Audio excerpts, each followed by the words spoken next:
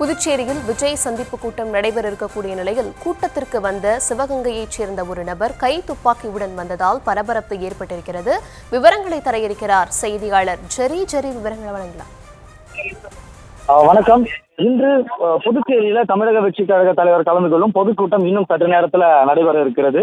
இந்த நிலையில்தான் metal detector வைத்திருந்தும் தீவிர பரிசோதனைக்கு பிறகும் கூட ஒரு நபர் ஒருத்தர் கை துப்பாக்கியோடு வந்திருக்கிறார். இந்த பரபரப்பை ஏற்படுத்தியிருக்கிறது. போலீசார் அவரை தீவிர பரிசோதனைக்கு உட்பட்டு அவரை துப்பாக்கி வைத்திருந்தது தெரிய வந்தது. இந்த நிலையில்தான் அவரை கைது செய்து காவல் நிலையத்திற்கு அழைத்து செல்கிறார்கள். தற்பொழுது கூட பொதுச் செயலாளர் புத்தியானந்த் வரும்பொழுது செய்தியாளர்கள் கேள்வி எழுப்பும்போது கூட சரியான ஒரு விளக்கம் அவர் அளிக்கவில்லை. அவர் நிர்வாகியா அல்லது நிர்வாகியுடன் வந்தவரா என்ற எந்த ஒரு தகவலும் தெரியவில்லை. முதற்கட்டமாக அவர் சிவகங்கையை சார்ந்தவர் என்பது மட்டும் அவர் விசாரணையில அவர் கூறியிருக்கிறார்.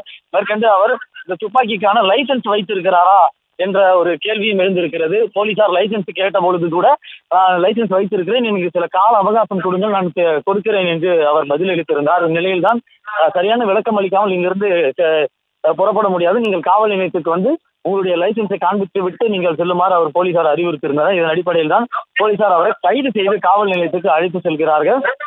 இந்த காட்சிகளை நம்மால் பார்க்க முடிகிறது.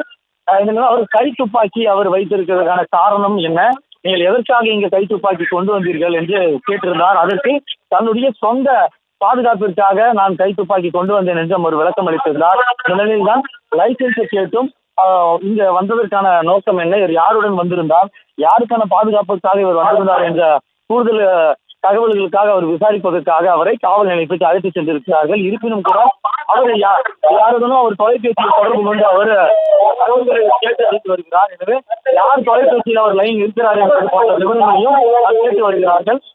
இந்த நிலையில் தான் போலீசார் அவரை கைது செய்து இந்த சம்பவ இடத்திலிருந்து அவரை அப்புறப்படுத்தி வருகிறார்கள். அருகாமையில் இருக்கக்கூடிய காவல் நிலையத்துக்கு அழைத்து சென்று அவரை விசாரிப்பதாகவும் முதற்கட்ட தகவலாக சிவகங்கையிலிருந்து வந்தவர் என்று மட்டும் கூறப்படுகிறது. இந்த நிலையில் தான் அவர் கை துப்பாக்கி வைத்திருந்தது அவர் போலீசார் கைப்பற்றி அவரை அழைத்து சென்றிருக்கிறார்கள்.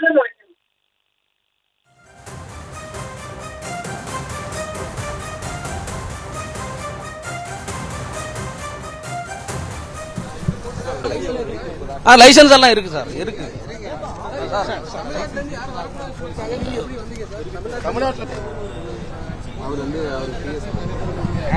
சாரோட பிஎஸ்ஓ இல்ல சார், அவர் ஆல்ரெடி ஃபர்ஸ்ட்ல அவர் முன்னாடி வந்துட்டாரு.